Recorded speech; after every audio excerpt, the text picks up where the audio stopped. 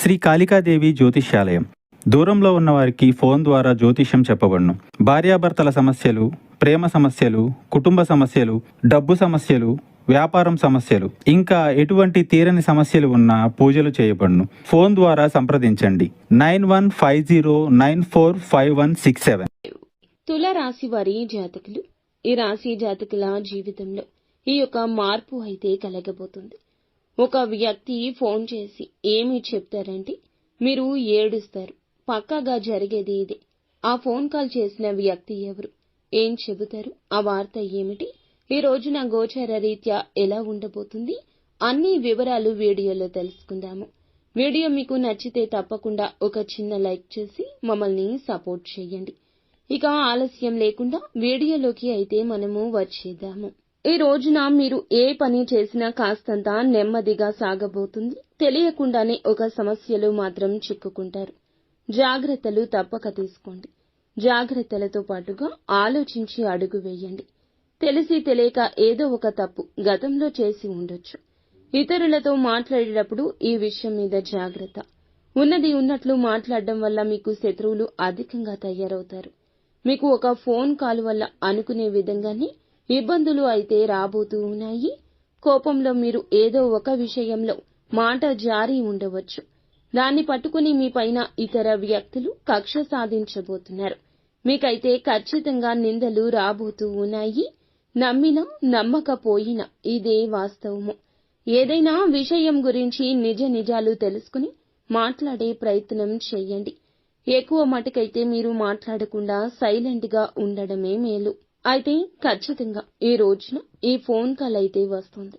తెలిసి తెలియక తొందరపాటు వల్ల చేసిన తప్పు వల్ల మీరు తిట్లు తినబోతున్నారు.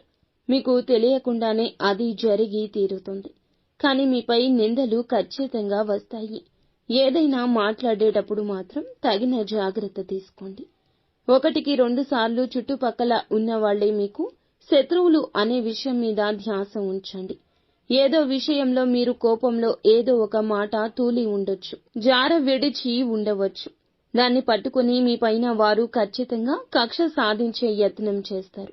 మీరు వెక్కి వెక్కి ఏడుస్తారు. నిందల పాలు కాబోతూ ఉన్నారు. ఏదైనా విషయం గురించి నిజం తెలుసుకుని మాట్లాడడం చాలా వివేకము. అయితే ఒక ఫోన్ కాల్ రూపంలో మీకు మాత్రము తిట్లు అయితే కలగబోతూ ఉన్నాయి. దీన్ని ఎవ్వరూ తప్పించలేరు. మీరు చెయ్యని తప్పుకు కూడా అబాసు పాలు కావచ్చు. ఒక్కొక్క దానికి సంబంధం ఉంటుంది. ఈ మాసంలో ఈ రోజున మిశ్రమంగా ఉంటుంది. ఏ పని చేసినా నెమ్మదిగానే ఉంటుంది. తొందరపాటు నిర్ణయం మంచిది కాదు. కుటుంబంలో ప్రేమలు పెరగబోతూ ఉన్నాయి. పాత ఆరోగ్య సమస్యలు తీరిపోయే అవకాశం ఉంది. కుటుంబంలో ఉన్న ఆరోగ్య సమస్యలు కొంతమేర తగ్గుముఖం పట్టొచ్చు. ఈ యొక్క రాశివారు, వీరికి శత్రువులు అధికంగా ఉంటారు. ఏ పని చేసినా కానీ ఈ యొక్క రోజున నెమ్మదిగానే సాగుతుందని ఒకటికి పలుమార్లు గుర్తుంచుకోండి. కావున ఏ పెట్టుబడి పెట్టొద్దు. ఏ నూతన నిర్ణయం, ఏ నూతన కార్యక్రమం కోసం తీసుకోవద్దు. ఇబ్బందులు అనేవి మీకు చెప్పి రావండి. కావున జాగ్రత్త వహించడం మీ వంతు. మీకు మాత్రం ఈ రోజు ఇలా ఒక ఫోన్ కాల్ వల్ల మాత్రం పక్కాగా తిట్లు వస్తాయి. అబాసు పాలు కాబోతున్నారు. తెలిసి తెలియని నిర్ణయాలు తీసుకోవద్దు. పనుల్లో ఆటంకాలు వచ్చే అవకాశం ఉంది. ఆలోచించి నిర్ణయం తీసుకోండి. పనులు వాయిదా వేసుకోకండి. నెమ్మదిగా అయినా సరే పూర్తి చేయండి. పనులు మాత్రం వాయిదా వేస్తే మీ మీద ఉన్న ఇంప్రెషన్, గౌరవం కోల్పోతారు. మీ పక్కన ఉన్న వారిని మీరు ఖచ్చితంగా గమనిస్తూ ఉండండి. పనుల్లో అయితే ఇబ్బందులు పక్కాగా వస్తాయి.